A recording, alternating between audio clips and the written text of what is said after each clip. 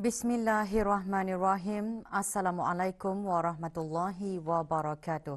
Pada menjunjung titah perkenan ke bawah Duli Yang Maha Mulia Paduka Seri Baginda Sultan dan Yang di-Pertuan Negara Brunei Darussalam, Kementerian Kesihatan memaklumkan bahawa ke bawah Duli Yang Maha Mulia Paduka Seri Baginda Sultan dan Yang di-Pertuan Negara Brunei Darussalam telah berkenan menerima dos pertama suntikan vaksin COVID-19. Yang berhormat Datuk Seri Setia Dr. Haji Awang Muhammad Isham bin Haji Jaafar, Menteri Kesihatan, menyatakan perkara tersebut dalam sidang media pelancaran program vaksinasi COVID-19 di negara Brunei Darussalam.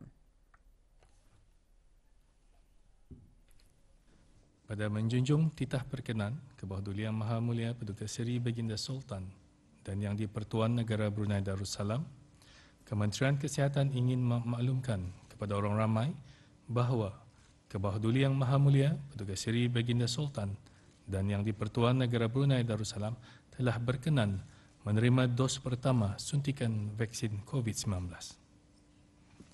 Dengan suntikan dos pertama ini, ke bawah Duli Yang Maha Mulia Paduka Seri Baginda Sultan dan Yang di-Pertuan Negara Brunei Darussalam juga telah memperkenankan bagi program vaksinasi kebangsaan bagi COVID-19 untuk mula diberikan kepada orang ramai secara berperingkat-peringkat mulai dari hari Sabtu 20 Syakban 1442 Hijrah bersamaan dengan 3 April 2021.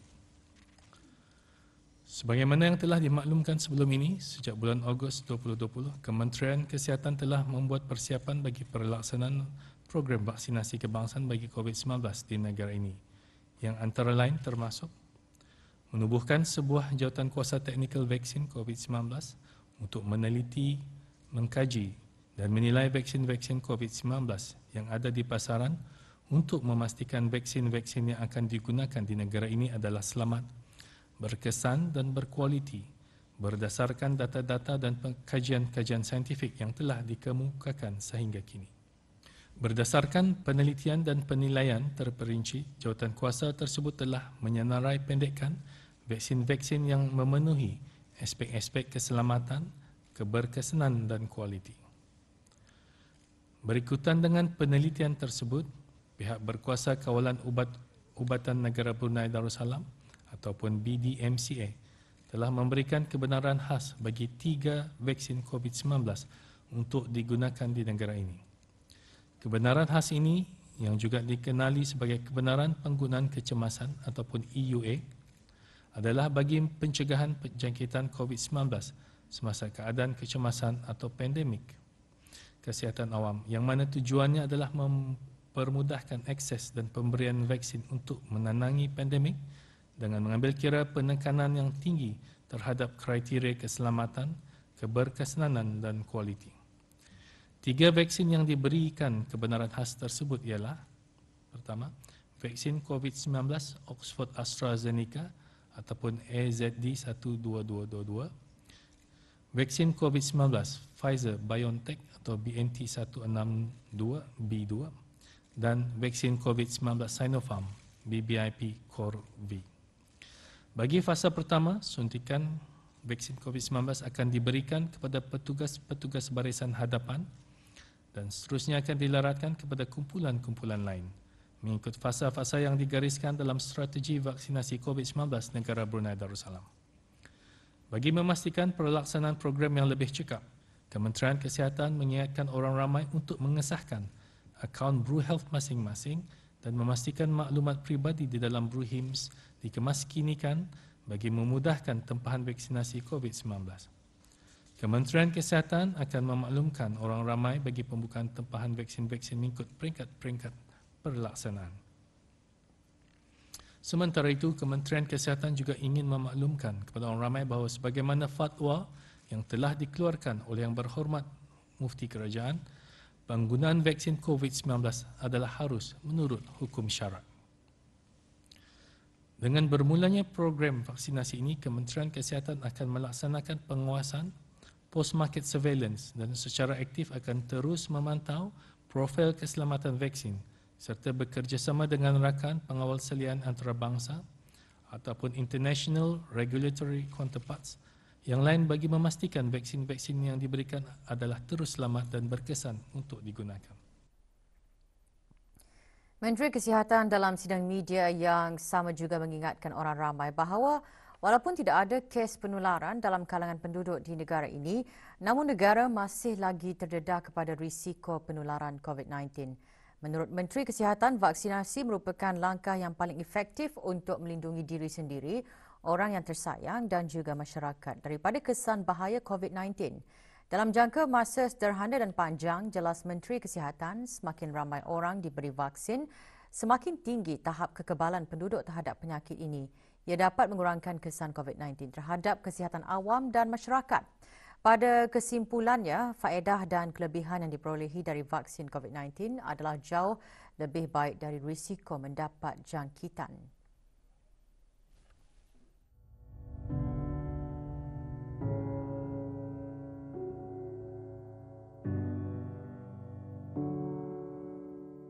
Sejak penghujung tahun 2019, seluruh dunia termasuk negara Brunei Darussalam telah mengharungi situasi ketidaktentuan yang belum pernah terjadi disebabkan pandemik COVID-19. Pandemik COVID-19 telah menjejaskan kehidupan harian manusia. Alhamdulillah, dengan usaha gigih yang dirintis oleh para penyelidik dan saintis telah membuahkan hasil.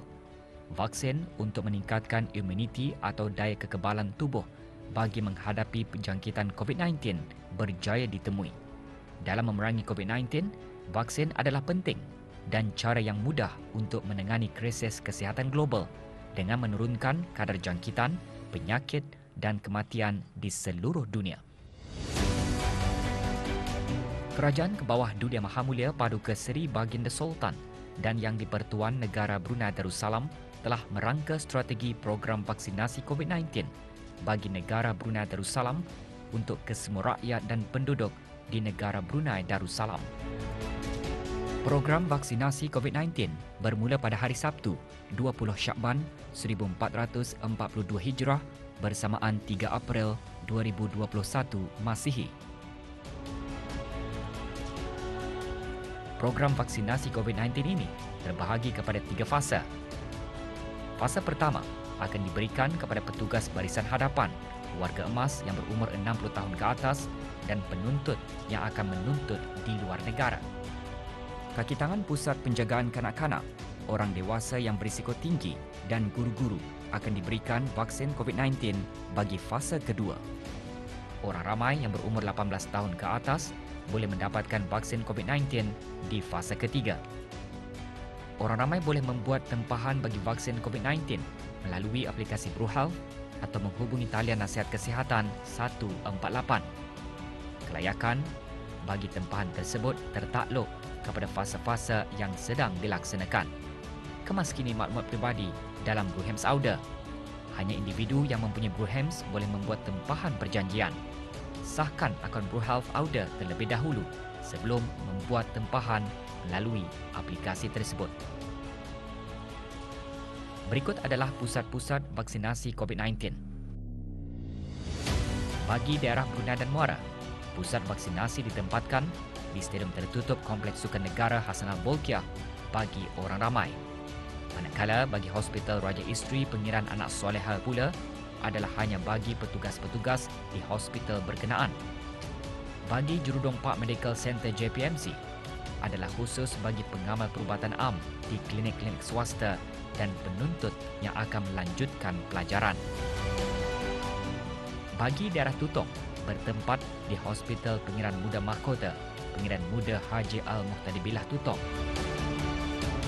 Bagi daerah Belait bertempat di Hospital Suri Sri Begawan dan bagi daerah Temburong bertempat di Hospital Pengiran Isteri Hajah Mariam.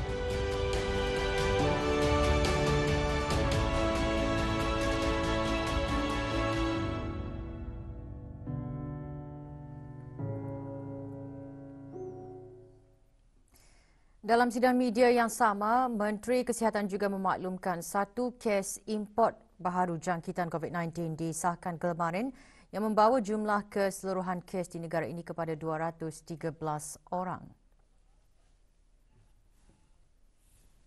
Kes 213 ialah seorang lelaki berumur 49 tahun yang tiba ke negara ini dari Filipina pada 17 Mac 2021.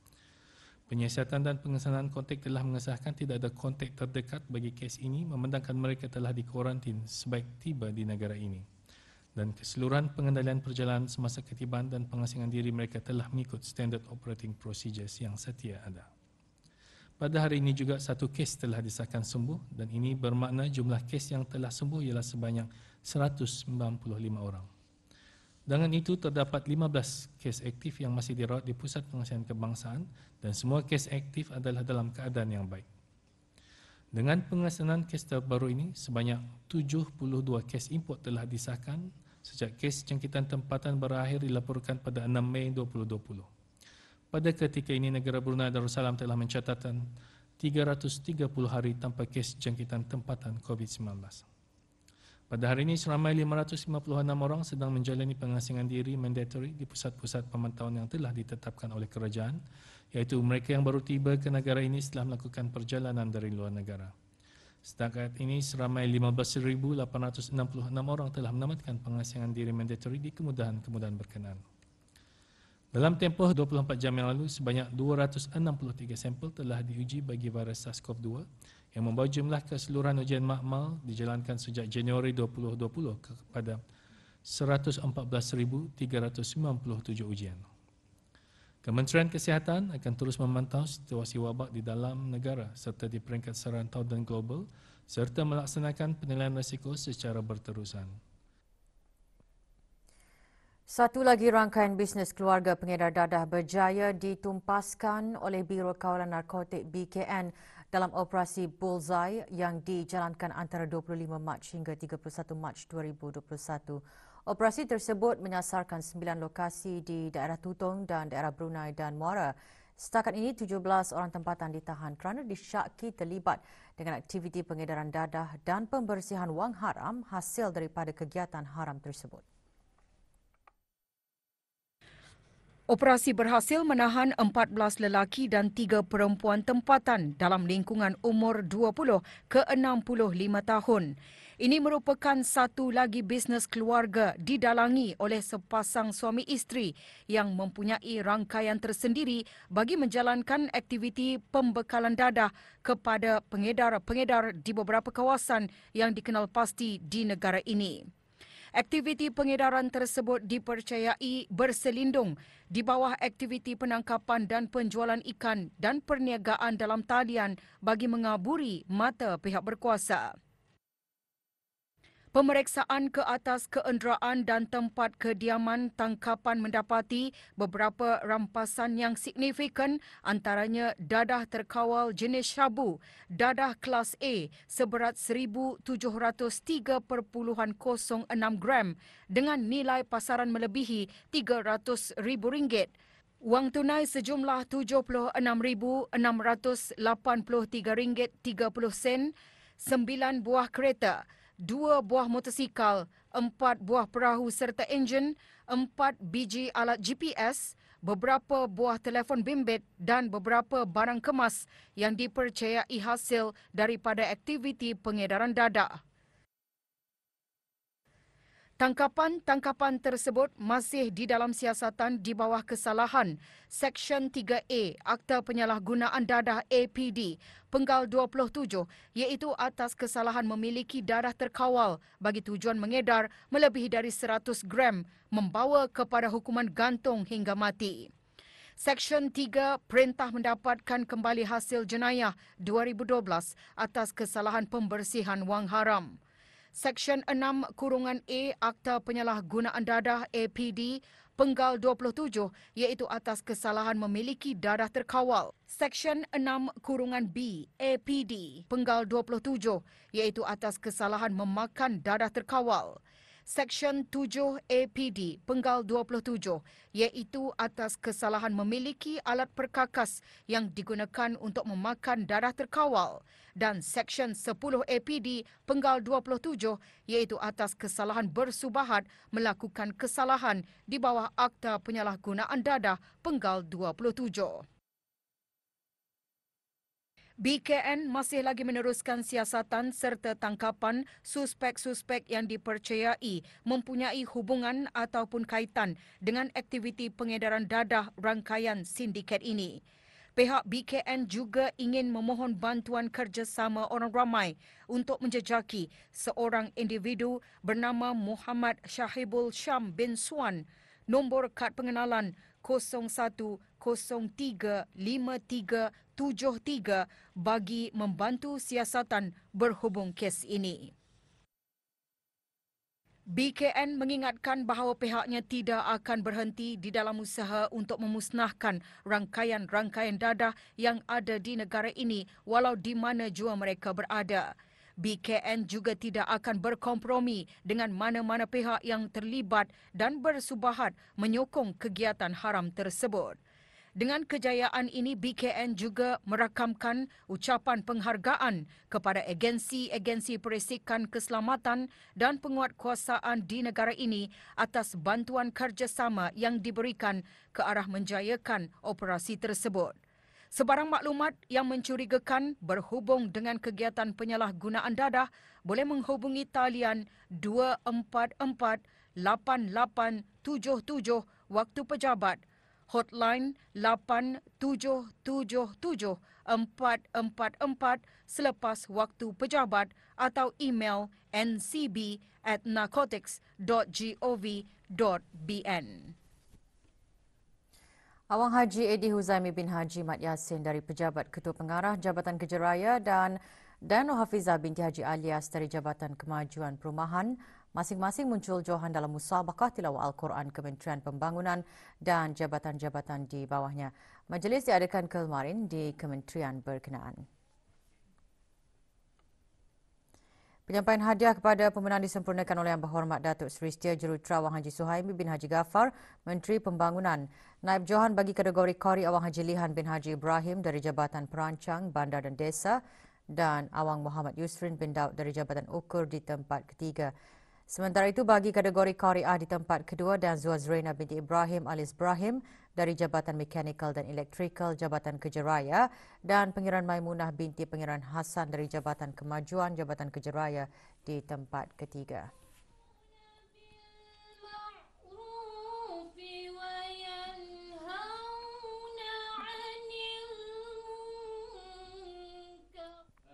Majlis turut diserikan dengan ceramah bertajuk menghalusi ibadah solat mengikut mazhab Syafi'i yang disampaikan oleh Hilman bin Awang Haji Salim, Pengarah Pusat Kajian Fiqh Al-Usrah College Universiti Perguruan Agama Seri Begawan. Majlis tahun ini dikelolakan oleh Jabatan Kemajuan Perumahan dan diadakan bersempena dengan sambutan Isra' Mi'raj bagi tahun 1442 Hijrah. Juga hadir Datuk Seri Paduka Arkitek Awang Haji Marzuki bin Haji Mohsin, Timbalan Menteri Pembangunan.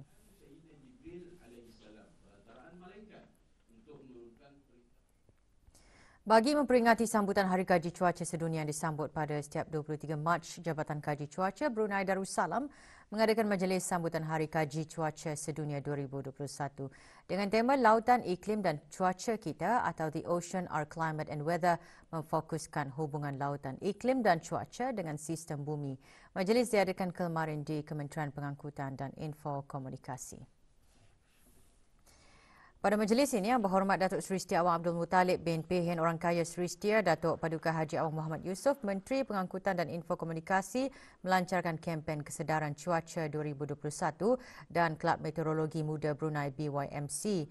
Majlis diselajurkan dengan penyampaian sijil kepada Jabatan Kaji Cuaca Brunei Darussalam kerana memperoleh pensijilan pematuhan Sistem Pengurusan Kualiti ISO 9001-2015.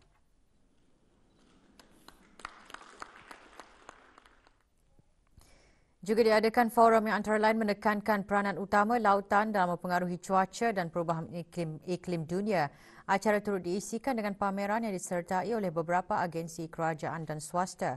Juga hadir ahli-ahli majlis mesyuarat negara.